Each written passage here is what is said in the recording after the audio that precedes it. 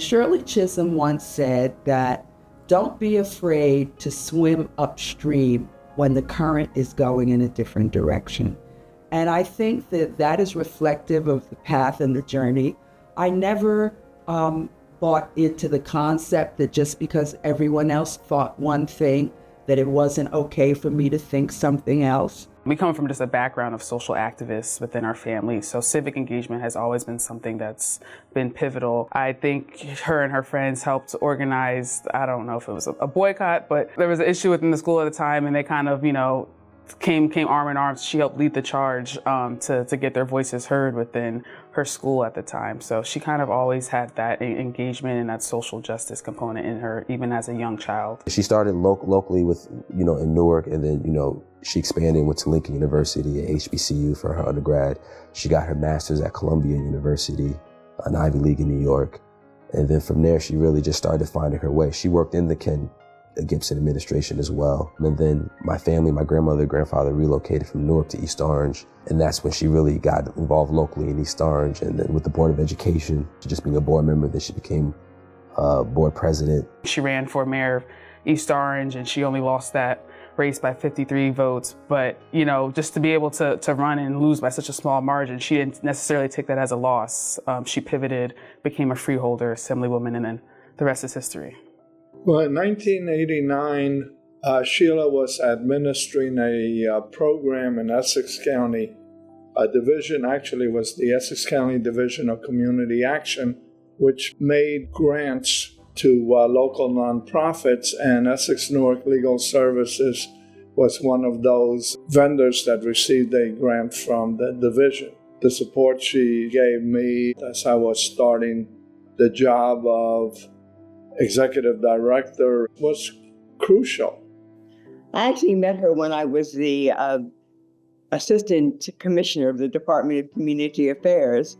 Interestingly enough, a department that she ultimately became the commissioner of when she was lieutenant governor. Our paths would cross, and we were always cordial. Then she got elected to the assembly, and her first day in our caucus room, I went up to her and said, "Welcome, sister. It's been lonely here. I'm really glad that you're here." And she and I became real friends after that. She didn't seek out to be a public servant. That career kind of found her, but she was intentional about helping people. She was intentional about giving back to her community. Sheila got it. Not only got it, but was the voice of the community. You see the difference, the reverence with which people would listen to her, because she would enrich you with perspective and knowledge. She had this very kind of slow and deliberate way of speaking that it captured your attention. You were going to listen to every word because you didn't want to miss anything, and you knew that she was thinking about everything that she was saying, that she knew exactly how she wanted to communicate. When Sheila became the Speaker of the Assembly, the first Democratic woman, that's not something we were used to seeing in New Jersey. Usually some little group of men got in a back room and decided how their delegations' votes were going to go. So it's an awesome position. It's a powerful position. She was steady, and she was consistent. And she grew into that speaker's position in a way that got national notice and appreciation. She became a club member of a few. And she represented that position in the eloquence and righteousness. Sheila Oliver was a strong supporter of legal services during her time in the New Jersey Assembly. She would meet with us. She would listen to us. She would participate in that conversation about the needs of legal services. And she did it with respect, with strength, and we felt heard when we were in her presence. I was in the Senate, and I was the prime sponsor of the marriage equality law, what became law here in New Jersey.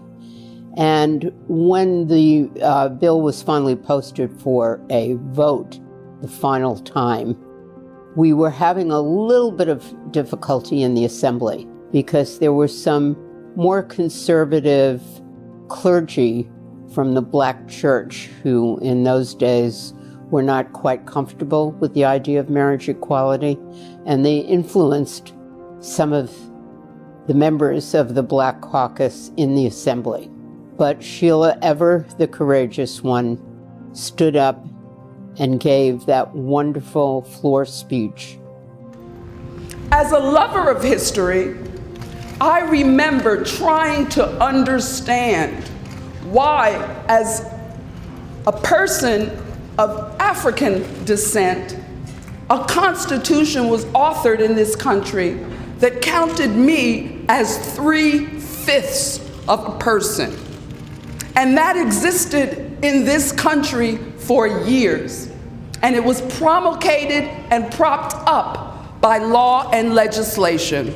When I was 3 years old, 3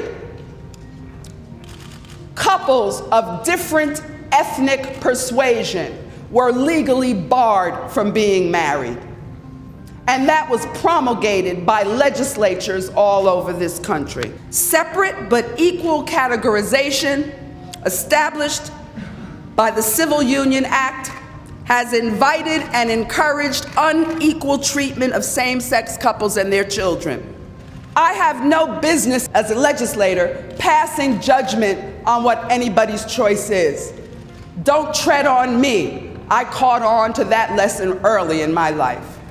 But what I am prepared to do as a legislator, to stand up and embrace the tenets of the U.S. Constitution and the New Jersey Constitution, and to stand up for equal rights for all people who live in the state of New Jersey. Thank you very much, Mr. Speaker. When she became the lieutenant governor in the state of New Jersey, that legislation that created that position said that you also had to be a cabinet member. So she ended up being the commissioner of the department that dealt with, taking care of the elderly, being respectful of the women, providing housing, making sure that the housing was safe and secure, making sure that people had access to affordable housing, making sure that HMFA did its job.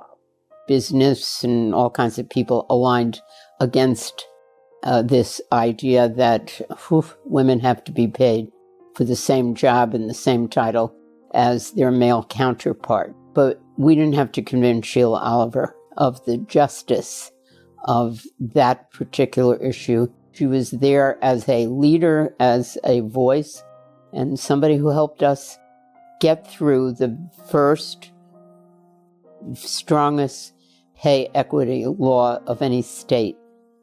To me, she was simply my aunt, but to others, she was a pillar of hope. She was somebody that they could go to. She was a leader. And she wanted to really inspire, others in the community to understand that, it doesn't matter where you come from or your social or economic background.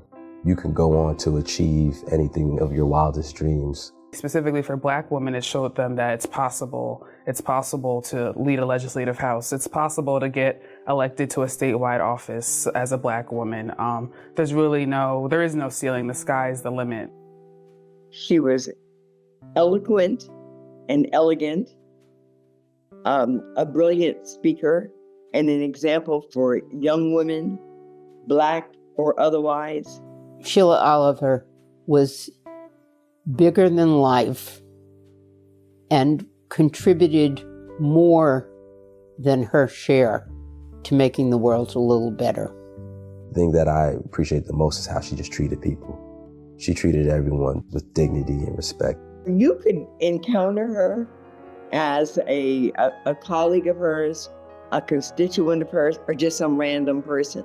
I had never seen Sheila be anything but kind to anyone who's come up to her. She was approachable, and she was willing to listen to whatever you had to say. It's like the rare person. Yes, she became lieutenant governor, but she is never looked at as a politician in this community. I miss Sheila Oliver.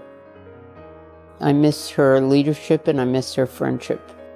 She used to say to me, the only time you look down on a person is if you're offering a hand to help them up. At the end of the day, all the awards and all the titles are obviously good and grand, but I think Sheila Oliver was truly, truly about helping those who need it, and that's it, full stop.